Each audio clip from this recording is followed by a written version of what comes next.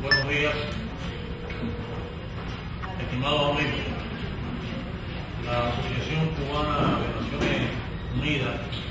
da a todos la más cordial bienvenida. Todo debate que el bloqueo de Estados Unidos no rinde al pueblo cubano, pero lo daña. El próximo día 13 de noviembre, nuevamente en la Asamblea General de Naciones Unidas se discutirá el proyecto de resolución que se ha venido presentando y aprobando de una manera invariable y sostenida por la inmensa mayoría de los miembros de Naciones Unidas sobre la resolución para la necesidad de poner fin al bloqueo económico, financiero y comercial que mantiene Estados Unidos de América sobre Cuba y sobre el pueblo cubano. Hace más de 2 décadas que este ejercicio viene realizándose en Naciones Unidas y el reclamo ha sido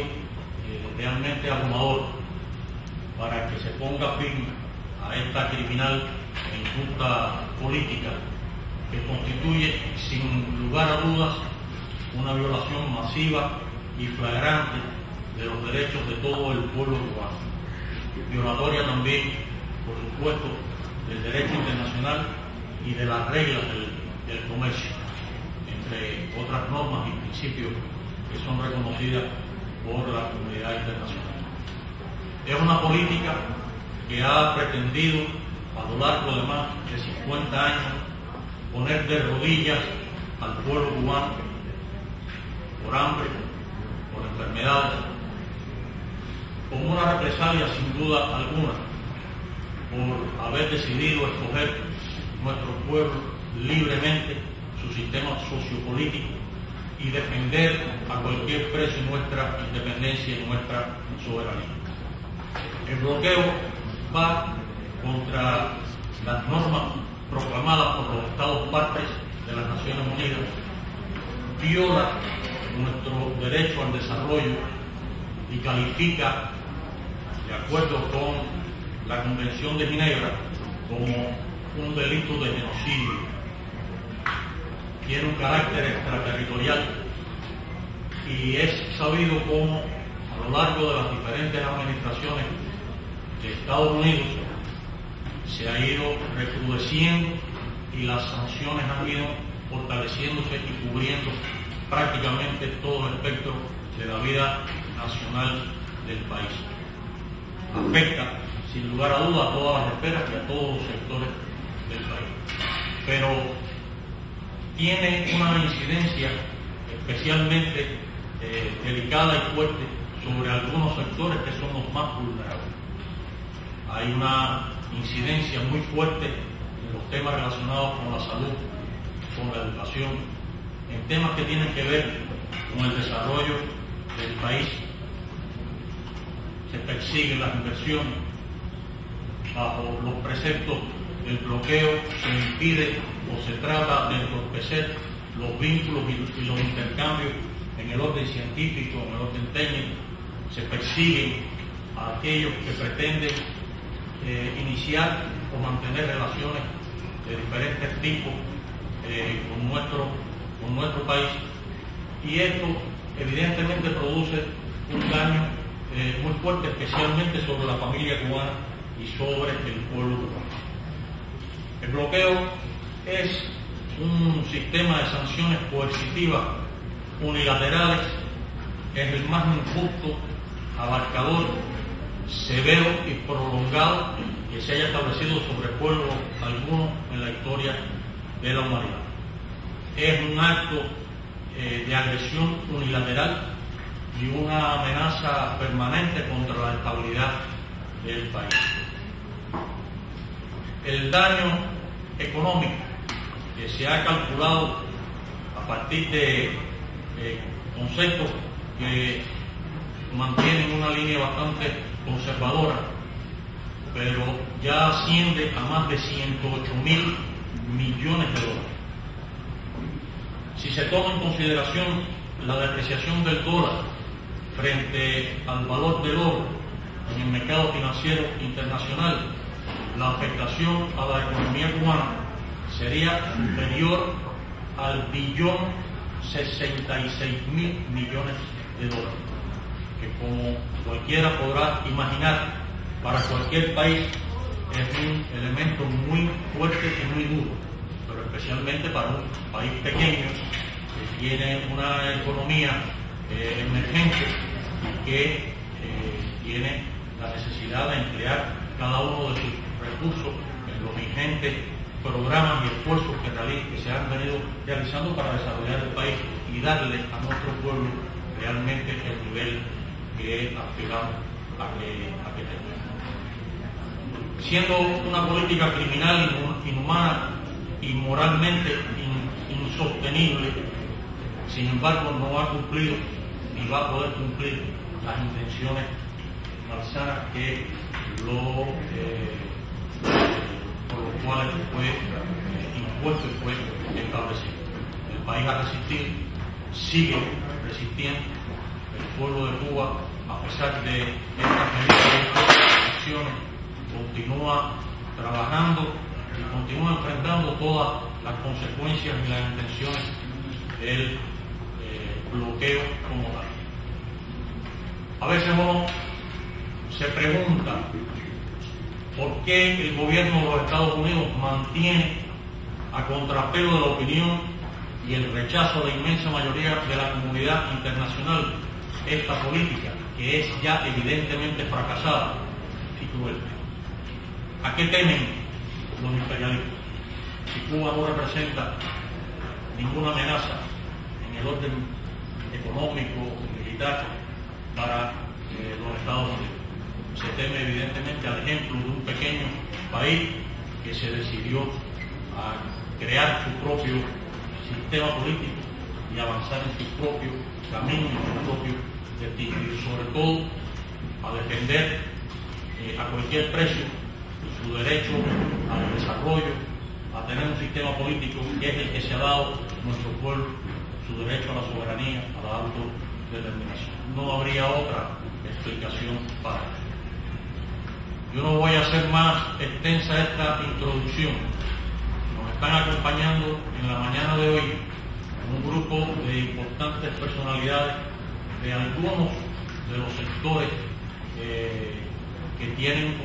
sobre los que existe una incidencia más fuerte del bloqueo. Están con nosotros en la mañana de hoy para este panel la máster en Ciencias Adi Ferrer Basilio, metodóloga de Educación Especial del Ministerio de Educación. Las afectaciones del sistema de salud cubano, los servicios de cardiología y oncología infantil serán abordados por el máster en Ciencias Antonio González Fernández, jefe del Departamento de Organismos Internacionales del Ministerio de Salud Pública, para exponer los impactos negativos que el bloqueo ha significado para el sector del turismo. Se encuentra con nosotros la licenciada Rosadela Mejías, directora de Relaciones Internacionales del Ministerio de Turismo, y cerrando nuestro panel estará la investigadora y profesora Nieves Pico García, de la Asociación Nacional de Economistas y Contadores de Cuba, quien abordará las afectaciones a la economía familiar. Nosotros estaremos transmitiendo en vivo por Looking TV la presentación de estos 4 panelistas que nos acompañan, quienes se referirán a diversos aspectos del bloqueo, en particular a los impactos en la vida de nuestro pueblo. Doy la bienvenida al foro online contra el bloqueo, con la esperanza de que al concluir podrán contar con mayores elementos de la incidencia de esta política imperial y el daño material y emocional que provoca sobre nuestra población. Daremos comienzo al panel, para lo cual invitamos a la máster en Ciencias Adi Ferrer Basilio, metodóloga de Educación Especial del Ministerio de Educación, quien abordará los impactos de esta política genocida en nuestra educación y en especial lo que hoy significa para la enseñanza y aprendizaje de la educación especial. Gracias, buenos días. nos parece muy importante comenzar ratificando que la educación en Cuba hoy está establecida como un derecho para todos y todas, y en función de eso es gratuita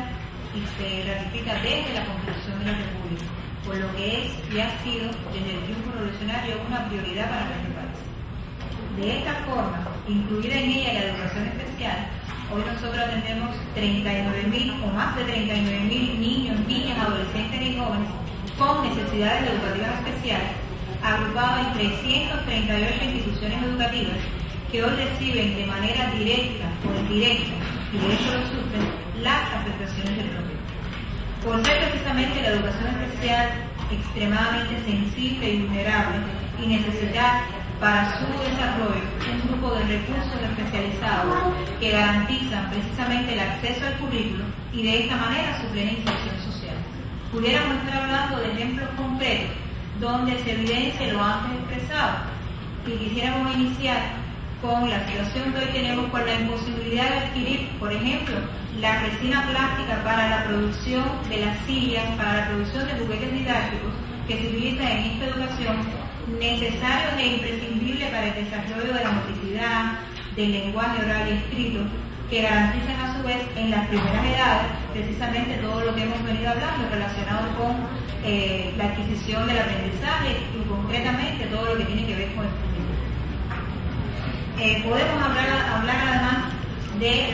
lo que hoy hemos sufrido con relación a la imposibilidad de acceder a bibliografía especializada, fundamentalmente de Estados Unidos, fundamentalmente de países como Chile, Argentina, donde se abordan las últimas tendencias mundiales con relación a especialidades que son relativamente nuevas, como son el autismo, la sordoceguera, el retraso mental y la ceguera fundamentalmente, aunque pudiéramos estar hablando de todas las discapacidades que se atienden en la educación especial. De igual manera, hoy se nos está afectando el intercambio científico. Un ejemplo concreto lo tenemos en el evento de Pedagogía 2011, donde al comité organizador de esta magna cita de los educadores cubanos, uno de los más importantes eventos que se desarrolla desde nuestro sector, se recibieron un total de 12 resúmenes de ponencias de profesores norteamericanos que tenían interés en participar. De ellos solamente se pudo consolidar la participación de 2. Pudiéramos estar refiriéndonos también a la más reciente afectación desde la educación especial que tenemos conocimiento y está relacionado con la imposibilidad de la participación del 28 al 30 de octubre en el evento de directivos de Olimpiadas Especiales, siendo Olimpiadas Especiales un movimiento internacional donde se agrupan atletas con discapacidad mental y que Cuba es miembro oficial de este grupo desde 1883. Esta última reunión fue citada para Miami y nosotros no tuvimos derecho ni siquiera a todos los formularios que se requerían para la participación de los directivos.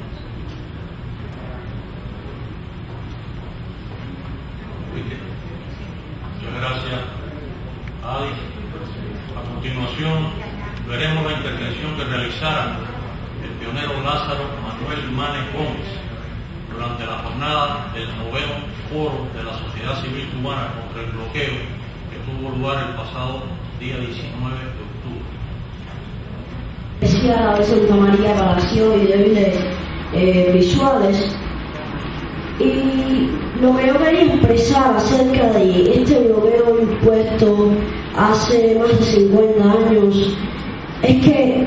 la economía la derrota, acaba con la economía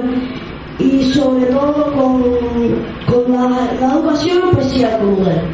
porque el precio de las máquinas braille, que es en el caso de nosotros los invidentes, según lo que nos han explicado, este bloqueo no permite comprarlas al precio real. Es decir, el país tiene que pagar un presupuesto más alto para comprar máquinas braille, hojas braille, impresoras braille y lo necesario para nuestra educación. Y para concluir esta intervención, que creo que llegó a mí, pensé mucho en lo que dijo la la primera doctora que expuso, yo soy uno de los ejemplos de lo que puso ella. Yo presenté cuando chiquitico, al mes, se detectó que yo tenía cáncer de retina, y por más que buscaban el medicamento en el país, tuvieron que finalmente enviarme los dos ojos. Y bueno, yo quiero que ya este bloqueo, pedir al gobierno de los Estados Unidos que este bloqueo ya acabe, para que Cuba pueda comerciar tranquilamente con los demás países y que todo mejore en nuestro país. Muchísimas gracias.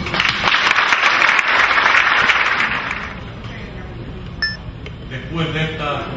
conmovedora intervención, cedemos la palabra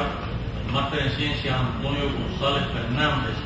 jefe del Departamento de Organismos Internacionales del Ministerio de Salud Pública, quien abordará las afectaciones en el sistema de salud cubano, los servicios de cardiología y oncología infantil. Antonio, por favor. Muchas gracias, moderador.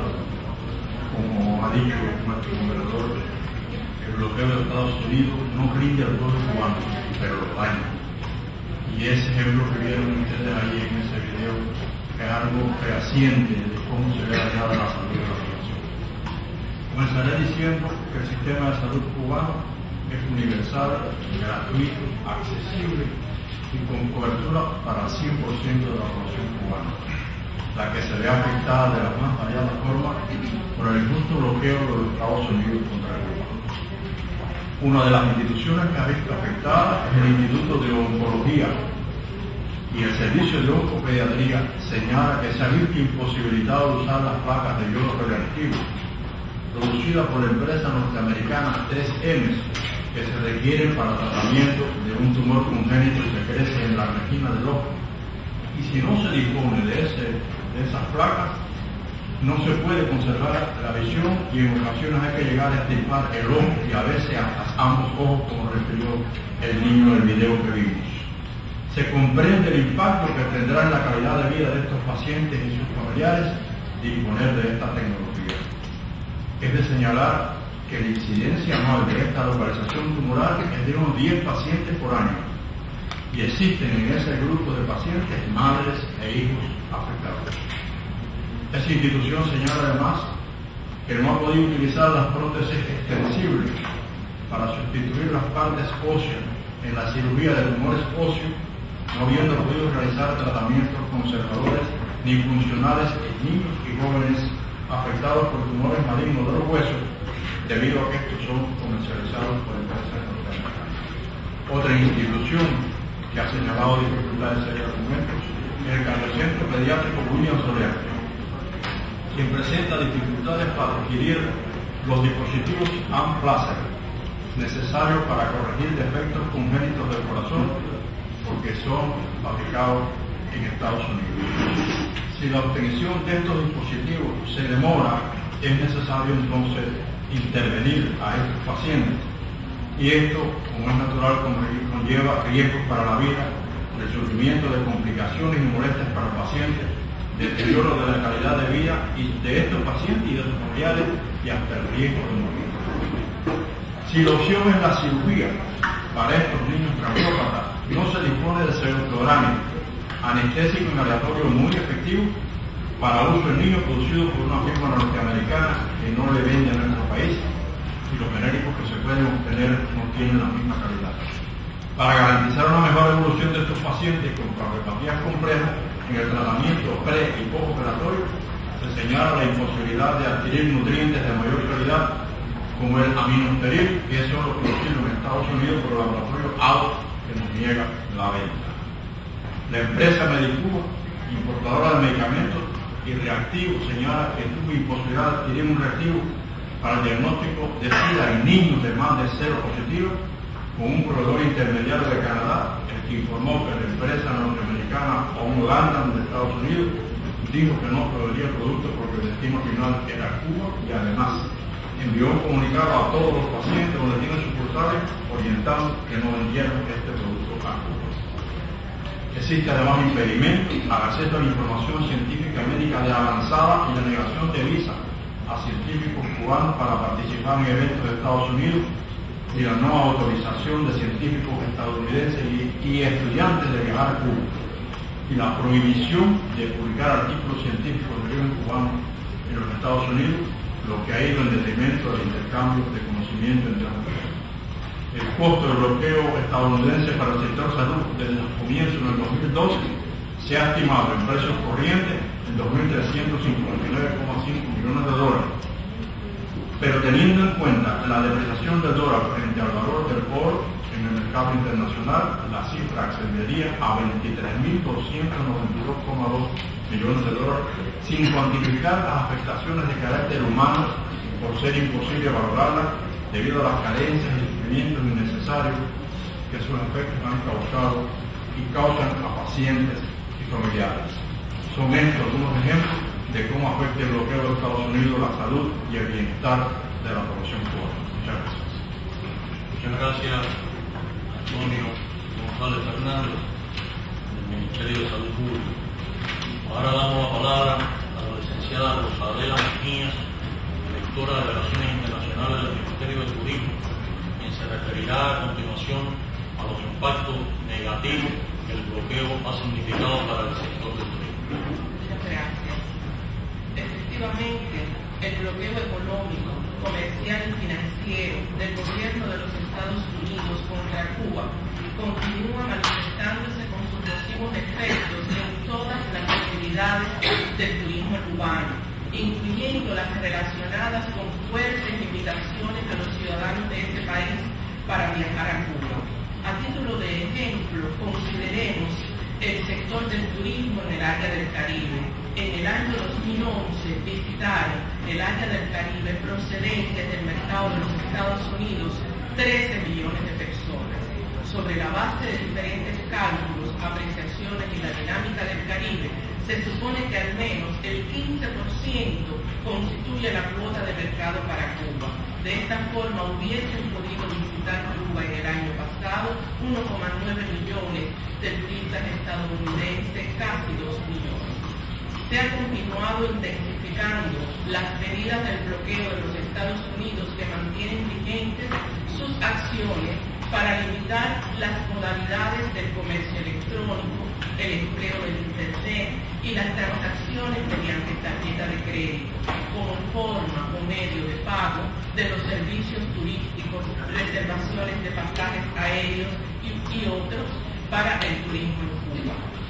Por su parte, los hoteleros cubanos solamente pueden utilizar el sistema Amadeus, que es uno de los 4 grandes sistemas de distribución para las reservaciones en los sectores globales de distribución internacional. No pueden utilizar Sabre, no pueden utilizar Galileo ni WorldSpan porque son empresas norteamericanas. Desde el punto de vista de la comunicación promocional también es sumamente difícil. Las empresas turísticas cubanas tampoco pueden anunciarse en los mejores sistemas de servicios de la web, por ejemplo Google, Yahoo, MSN, ya que son empresas norteamericanas. Desde el punto de vista de los abastecimientos tan importantes para el turismo, ellos son muy afectados por el impacto del bloqueo, particularmente por el elevado costo de la reubicación geográfica de las compras, los precios de los fletes y los seguros debido a la lejanía de los mercados, así como la inmovilización de recursos por necesidad de mantener grandes inventarios activos. Por su parte, los cruceros, grandes navieras, las más importantes del mundo, que mueven la mayoría de los turistas de cruceros del mundo de origen norteamericano, estarían en disposición de traer turistas hacia Cuba. Este servicio turístico es inclusive al día de hoy. Por su parte, el tema de las inversiones es muy afectado en el sector del turismo. Las compañías extranjeras que desean invertir en Cuba son amenazadas y sometidas a represalias y lo hacen a partir del carácter extraterritorial de las leyes del bloqueo contra Cuba. Muchas gracias por quedar al tanto del comportamiento de estas consideraciones y graves afectaciones. Gracias, Rosadela. Ahora, para concluir las exposiciones en nuestro panel, intervendrá la investigadora y profesora Nieves Pico García de la Asociación Nacional de Economistas y Contadores, la que abordará las afectaciones de esta genocida e injusta política de bloqueo a la economía familiar. Sí, buenos días. El bloqueo económico, comercial y financiero de los Estados Unidos ha estado dirigido desde su surgimiento en 1959 a asfixiar económicamente a la nación cubana. Pero es el pueblo cubano quien definitivamente sufre los impactos más despiadados de esta política hostil, ya que todas las afectaciones derivadas del bloqueo y su extraterritorialidad, que se suman a los de la crisis sistémica internacional, terminan inevitablemente siendo transferidos a la familia cubana, dañando su bienestar y provocando carencias de todos tipos. Son muchos y muy variados los ejemplos de este planteamiento. Comencemos diciendo que, a pesar de los esfuerzos del gobierno cubano, el bloqueo afecta esferas sumamente sensibles y de impacto directo a la familia cubana, como son la salud y la educación, acerca de lo cual ha habido intervenciones en este panel recientemente. La alimentación, el transporte, la construcción, en particular la construcción de obras sociales y de viviendas, la cultura, el deporte, entre otras. Es decir, ninguna esfera queda exenta de ser afectada por causa del bloqueo de los Estados Unidos. En la alimentación, por solo citar un ejemplo sumamente sensible, por cierto, las afectaciones en el último periodo de marzo de 2011 a marzo del 2012 se calculan en más de 131 millones de dólares, básicamente por la compra en mercados lejanos, por el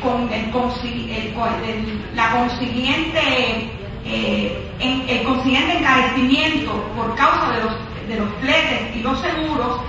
así como el costo adicional por la inmovilización de inventario, entre otros factores. O sea, sin duda, el tema de la imposibilidad de acceder al mercado de los Estados Unidos condiciona la necesidad de que el país tenga que adquirir importaciones que son imprescindibles para su desarrollo y para el consumo de la población cubana: alimentos, medicamentos, piezas de repuesto, bienes de consumo, así como tecnologías, en mercados lejanos, con el consiguiente incremento en los costos de transportación, todo lo cual eleva los precios de los productos importados para la inversión y el consumo de la población cubana, obligando al país a incurrir en gastos adicionales, fondos que pudieran sin duda dedicarse al desarrollo de programas que beneficiarían a toda la población cubana en su conjunto. Igualmente, la imposibilidad de acceder al mercado de Estados Unidos para ubicar nuestras exportaciones de bienes y servicios se traducen en ingresos no percibidos por exportaciones y afectan lógicamente el acceso a recursos financieros que sin duda serían de beneficio para toda la sociedad cubana y para la familia, como en su condición de célula fundamental. Y asimismo, el no poder usar el dólar igualmente produce un encarecimiento de todas las transacciones por diversas razones. Se congelan fondos que son puestos en bancos en el exterior, se impide el acceso a financiamiento para una economía pequeña, abierta, que depende en buena medida del comercio exterior y de las relaciones con el exterior, todo lo cual obstaculiza el desarrollo económico, social y científico-técnico de la nación. Lógicamente, todo esto repercute por vías directas e indirectas en cada uno de los cubanos y los cubanos y las cubanas en la población de nuestra nación. Sin duda, el bloqueo continúa siendo el principal obstáculo para que Cuba desarrolle a plenitud